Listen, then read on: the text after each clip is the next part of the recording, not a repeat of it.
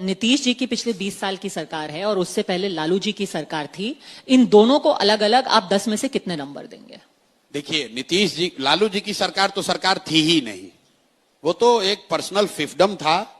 और अगर मैं उनको कुछ क्रेडिट दूं तो वो सामाजिक जो उन्होंने काम किया उसके लिए कुछ क्रेडिट उनको दूंगा, लेकिन सरकार के नजरिए से तो जंगल राज था, उसमें कहीं कोई दो मत नहीं है, तो इसलिए उसको 0 नंबर ही दूंगा।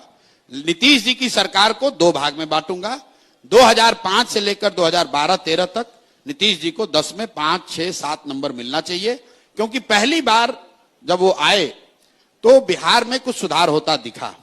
ऐसा नहीं कि उन्होंने कोई बहुत अच्छा काम किया, लेकिन चूंकि लालू जी का जो जंगल राज था उसमें इतना अंधेरा था कि एक छोटा दिया भी जला तो लोगों को प्रकाश दिखा। लेकिन फिर भी मैं उस प्रयास के लिए उन 6-8 सालों के लिए नीतीश जी की सरकार को 8 नंबर 6 नंबर दूंगा, पहले 8 साल के लिए।